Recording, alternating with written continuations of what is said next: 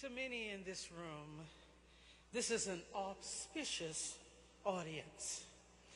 To some in this room, it's a beautiful beholding. To others, it's just a gorgeous gathering. But what it is to the sorors of DST, it's what we see. An awesome awakening of sophisticated, suave scene.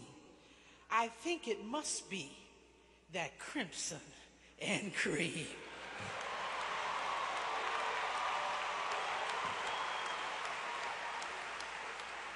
I am so honored and I am so delighted to stand with all of you today in this historic moment. As the National President of Delta Sigma Theta, I am just elated to be a part of the history-making of Kappa Alpha Psi fraternity. Congratulations, brothers. You have made it to the 100-year mark. I am doubly honored to be here with my brother Dwayne Murray, my homeboy from the state of Louisiana, to celebrate in this occasion.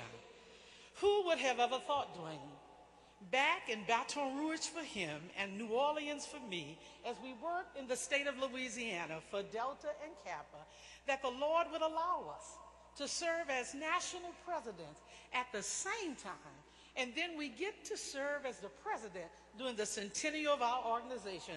That sounds like, Brother Mason, a time to say, ain't God good?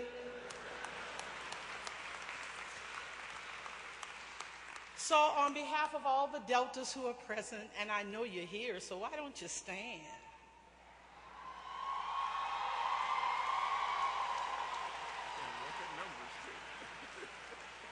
I want to present to my friend in this platinum bag, the color of a centennial, a gift just for you to spend at your leisure and your pleasure, to buy a little, as we say in Louisiana, a little something, something for yourself, because you deserve it.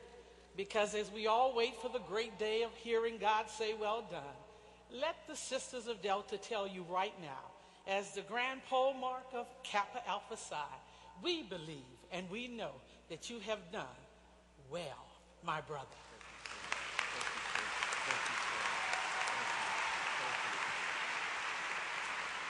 And since I'm not over my minutes,